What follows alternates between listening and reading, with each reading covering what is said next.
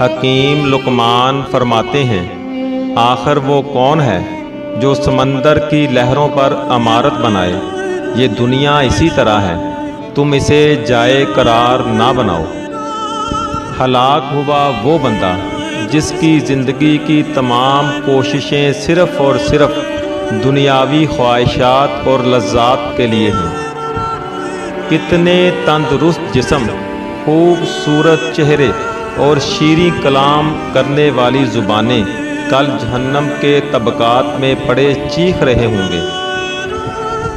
اللہ تعالیٰ ان چیزوں کو سخت ناپسند کرتا ہے: اونچی آنکھیں، جھوٹی زبان، وہ دل جو برے منصوبے بنائے، وہ گواہ جو جھوٹ بولے، وہ بندہ جو بھائیوں کے درمیان جھگڑے ڈلوائے، وہ پاؤں جو جلدی برائی کی جانب دوڑے، وہ ہاتھ جو بے گناہ کو نقصان پہنچائے۔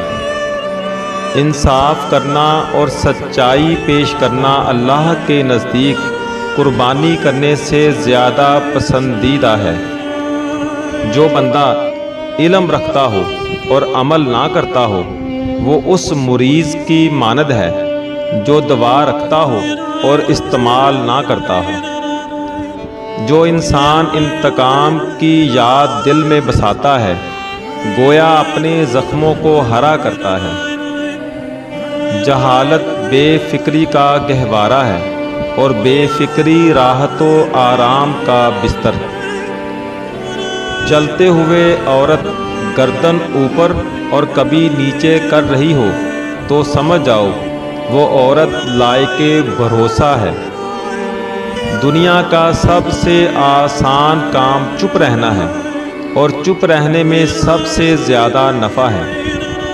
اگر تم ہنستے ہو تو ساری دنیا تمہارے ساتھ ہنسے گی، لیکن جب تم رو گے تو تمہیں اکیلا ہی رونا پڑے گا۔ بہت سے ایسے گناہ ہیں جس کی وجہ سے بندہ اللہ کے قریب ہو جاتا ہے، اور بہت سی نیکیاں ایسی ہیں جن سے بندہ اللہ سے دور ہو جاتا ہے۔ دوستو، مزید ویڈیو دیکھنے سے پہلے ہمارے چینل کو سبسکرائب کریں اور ساتھ ہی بیل آئیکن کو بھی دبا دیں تاکہ ہماری آنے والی ہر ویڈیو اب تک پہنچ جائے۔